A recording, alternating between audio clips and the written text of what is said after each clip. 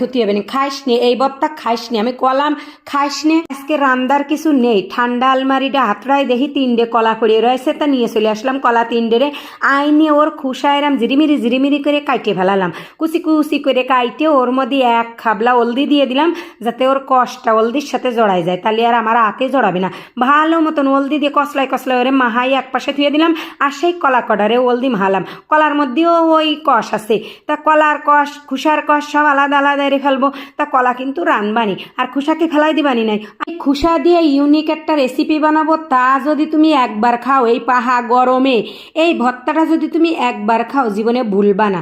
আর daily মনে চাবে এরম একটা ভর্তা যেন দুপুরে থাহে আমার পাতে। তা চলে আসলাম, 1 খাবলা রসুন কুচনে নিছি, আর 1 জুড়ি জাল নিছি, আর পেঁয়াজও নিছি। ওইরম নিয়ে সর্ষের তেল দিয়ে একটু নুন দিয়ে নাড়িয়ে চলে, যে গার পানিটা মরেছে, জাল পেঁয়াজ আর রসুনের গার পানিটা মাইরে 1 খাবলা চিংড়ি মাছ দিয়ে দিলাম। ওর দাড়ি মোছ শেপ মেপ না করাই অমনি দিয়ে দিছি, ছোট ছোট চিংড়ি মাছ। ও আবার কি শেপ করাবো তাইতে বলে এমনি দিয়ে দিছি। আস্তে আস্তে শুধু ধুইয়ে ফেকলে পরিষ্কার করে নিছি, যাতে ওর মধ্যে ময়লা চুলা না থাকে।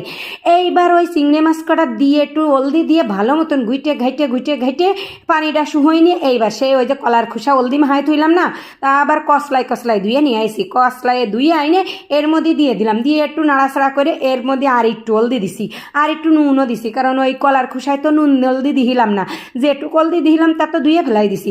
আর একটুখানি সর্ষের তেল দিছি, না হলে ওই কড়াইতে টানিয়ে ধরতেছে। এই কালা কড়াই হলে কিন্তু ভালো সুবিধে, টানাটানি কমেরে, কারণ তেলালো হয়ে যায় না, ওই কালা কড়াই বাজদি তেলালো হয়ে যায়। তাই কালা কড়াইতে বাজার সুবিধা আছে, এই অল্প তেল লাগে, আর ওতে আটকে মাটকে ধরে না, কামড়াই কুমড়াই ধরে না, ভালো মতন বাইজে খড়খড়িয়ারা যায়। এইরকম বাজদি যে সময় এরম কালা হয়ে যাবে, সেই সময় শিলপাটাদের ভালো ডক করে ধুয়ে নিবা। শিলপাটা ধুয়ে নিয়ে ওর পরে ফেলাইয়ে পিসপা।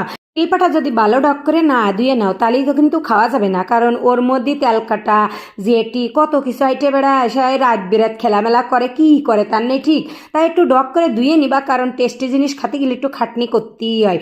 যে জিনিসে খাটনি বেশি খাইয়ে দেখবা, সেই জিনিস টেস্টও বেশি। তা আস্তে ধীরে এরা মিহি করে বাটিয়ে ফেলাবা, একবারেই বাটার চেষ্টা করবা, তাহলে আর ওর মধ্যে সাবড়া সুবড়া থাকবে না।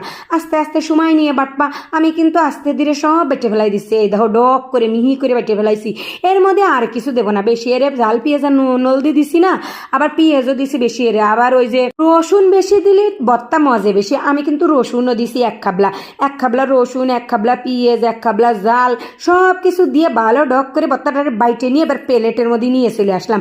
আইনে ভর্তাটারে থুইয়ে এইবার আর একটু জাল আমার কাছে কম ঠেক দিল, একটা বোম্বাই জাল